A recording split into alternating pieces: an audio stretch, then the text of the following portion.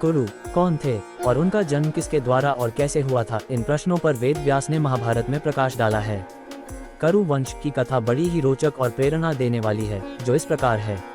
अति प्राचीन काल में हस्तिनापुर में एक प्रतापी राजा राज्य करते थे, जिनका नाम संवरण था।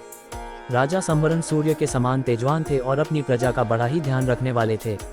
वे स्वयं कष्ट उठाकर भी अपनी प्रजा के कष्टों को दूर करने का पूरा प्रयत्न करते थे। संवरण सूर्य देव के अनन्य भक्त थे।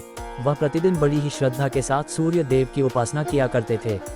जब तक सूर्य देव की उपासना नहीं कर लेते थे, जल का एक बूंद भी कंठ के नीचे नहीं उतारते थे। तप्ती से भेंट। एक दिन संवरण एक पर्वत पर शिकार खेलने के लिए गए। जब वह हाथ में धनुष बाण लेकर पर्वत के ऊपर आखेट के लिए भ्रमण कर रहे थे, तब उन्हें एक अतीव सुंदर युवती दिखाई पड़ी। वह युवती सुंदरता के सांचे में ढली हुई थी। ऐसा जान पड़ता था कि उसके प्रत्येक अंग को विधाता ने बड़ी ही रुचि के साथ संवार कर बनाया हो। संवरण ने आज तक ऐसी सुंदर युवती नहीं देखी थी। संवरण मन को मोह लेने वाली उस युवती पर आसक्त हो गए।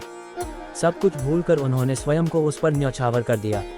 वह उस युवती के पास जाकर त्रिषित नेत्रों से उसकी ओर देखते हुए बोले, तनवंगी, तुम कौन हो? तुम देवी हो, गंधर्व हो या किन्नरी हो? तुम्हें देखकर मेरा चित्त चंचल हो उठा है।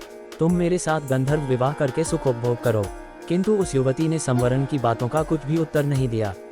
वह कुछ क्षणों तक संवरण की ओर देखती रही, फिर अदृश्य हो गई। युवती के अदृश्य हो जाने पर संवरण अत्यधिक व्याकुल हो गए। वह धनुष बाण फेंककर उन्मत्तों की भांति विलाप करने लगे, सुंदरी, तुम कहाँ चली गईं? जिस प्रकार सूर्य के बिना कमल मुरझा जाता है और जिस प्रकार जल के बिना पौधा सूख जाता है, उसी प्रकार तुम्हारे बिना मैं जीवित नहीं रह सकता।